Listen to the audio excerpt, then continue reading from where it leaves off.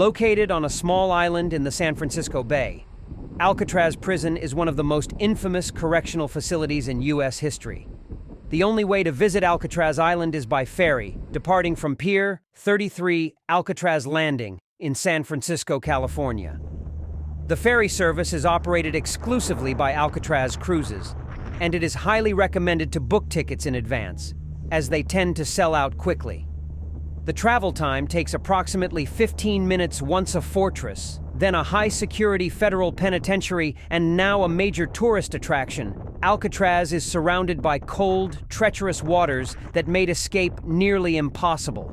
From its construction to its most notorious prisoners and legendary escape attempts, this guide will take you through the fascinating history of the Rock and how you can visit it today. Alcatraz's history dates back to 1859, when it was first developed as a military fortress to protect the San Francisco Bay from potential attacks. By the late 19th century, it was repurposed as a military prison for soldiers and war prisoners. In 1934, during the height of organized crime in America, the U.S. government converted Alcatraz into a federal high-security prison designed to hold the most dangerous criminals who were deemed too problematic for other facilities.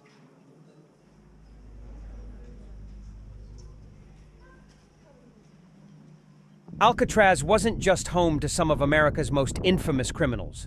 It also housed the dedicated guards, officers, and staff who worked tirelessly to maintain order in one of the toughest prisons in the country. Living alongside their families on the island, these individuals faced daily challenges, from dealing with violent inmates to enduring the isolation of life on the Rock. The warden was the highest authority at Alcatraz, responsible for overseeing prison operations, enforcing strict rules, and maintaining security. There were a total of 4 wardens during the prison's time as a federal penitentiary, 1934 to 1963. Alcatraz employed around 90 to 100 guards at any given time, working in shifts to maintain 24-hour surveillance. These officers were trained to handle some of the most dangerous criminals in America.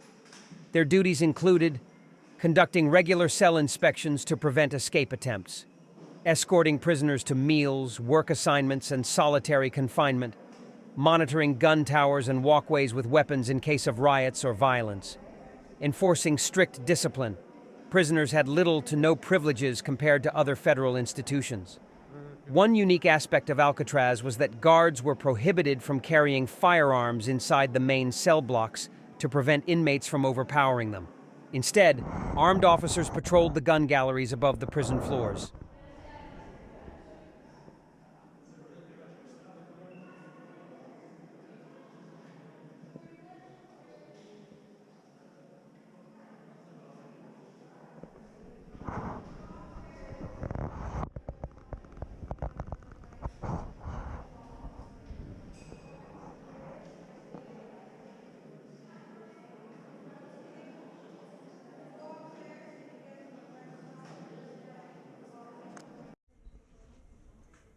Over the years, Alcatraz housed some of the most infamous criminals in American history, including Al Capone, Scarface, one of the most well-known gangsters of the Prohibition era.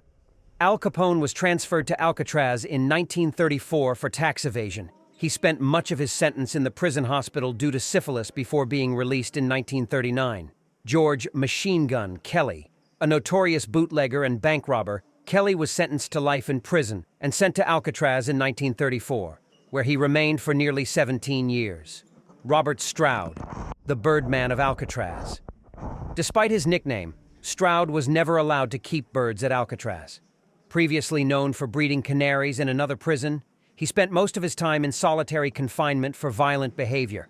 Alvin "Creepy" Karpis, a leader of the Barker Karpis gang, Karpis was sentenced to life and became Alcatraz's longest-serving inmate, spending over 25 years on the island. Despite being considered inescapable, there were 14 recorded escape attempts involving 36 prisoners. Some of the most famous include the 1946 Battle of Alcatraz, one of the most violent escape attempts, where 6 inmates led by Bernard Coy overpowered guards and attempted to break out. A 2-day standoff ensued, resulting in the deaths of 2 guards and 3 inmates. The 1962 escape of Frank Morris and the Anglin brothers, Perhaps the most legendary escape attempt, Frank Morris and brothers John and Clarence Anglin managed to chisel their way through the walls of their cells using homemade tools, climb through a utility corridor, and escape into the waters of the bay on a makeshift raft.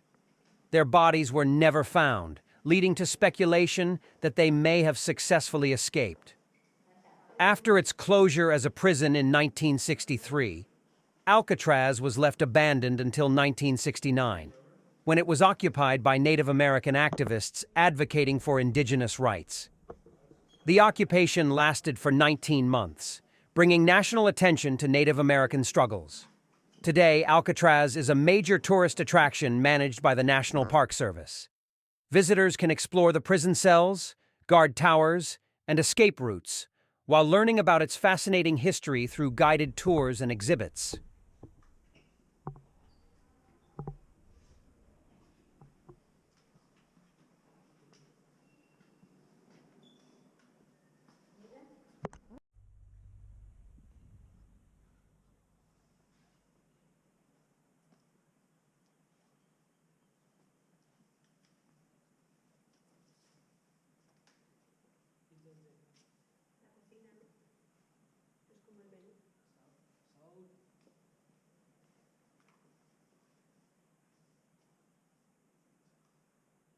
While the guards and wardens handled security, Alcatraz also had a small team of support staff who helped run the daily operations. Cooks and kitchen workers prepared meals for both prisoners and staff. The food at Alcatraz was surprisingly good, as wardens believed well-fed prisoners were less likely to cause trouble. Medical staff, a doctor and nurses were available to treat both staff and inmates, many of whom suffered from illness or injury due to the harsh conditions. Teachers and clerks. Some inmates were allowed to take educational programs, requiring teachers to provide basic schooling. Prison clerks also managed records and administrative work, maintenance and utility workers. Keeping Alcatraz running was a challenge due to the corrosive ocean air. Maintenance crews constantly repaired the plumbing, electricity, and sewage systems.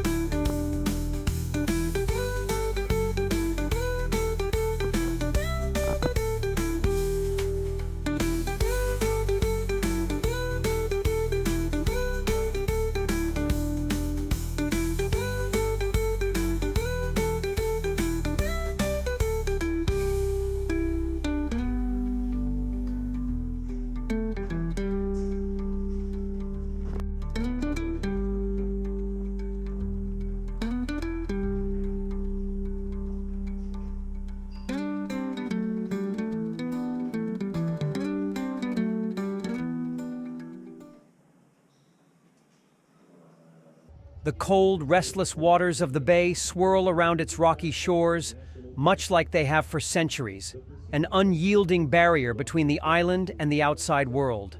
The echoes of the past seem to whisper through the wind, carrying with them the stories of men who once walked its concrete halls, locked away from society, some never to return.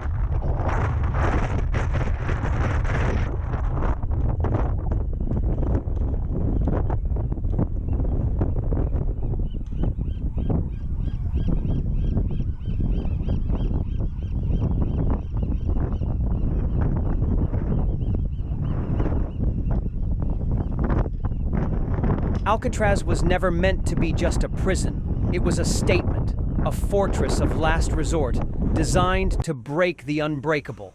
For 29 years, it housed the most dangerous criminals in the United States, men whose names became legend: Al Capone, Machine Gun Kelly, Robert Stroud, and the mysterious Frank Morris. It was a place where hope withered and escape was deemed impossible, where every cell, every cold steel bar, and every watchtower reinforced the grim reality. Alcatraz was a cage, and its prisoners were meant to stay inside. Yet despite the unforgiving environment, Alcatraz was never silent.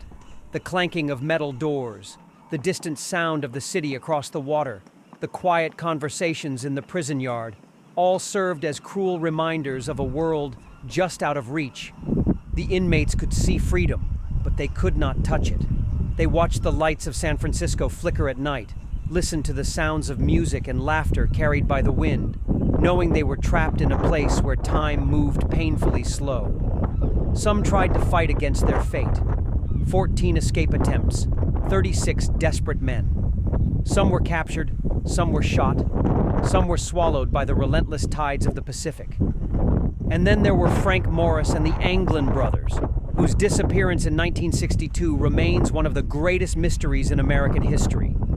Did they perish in the icy waters, or did they defy the impossible and slip into the shadows of freedom? The question remains unanswered, a ghostly riddle that haunts Alcatraz to this day. In the end, Alcatraz itself could not escape its fate. The high cost of maintenance, the harsh conditions for both prisoners and staff, and the shifting policies of the justice system led to its closure in 1963. The last prisoners were let out in chains, the final cell doors slammed shut, and the island was left to the seagulls, the crashing waves, and the ghosts of its past. Yet Alcatraz never truly faded into obscurity. It became a symbol of justice and cruelty, of punishment and perseverance. It was occupied by Native American activists in 1969, a bold statement of protest and reclamation. In 1973, it was opened to the public, transforming into one of the most visited historical sites in the world.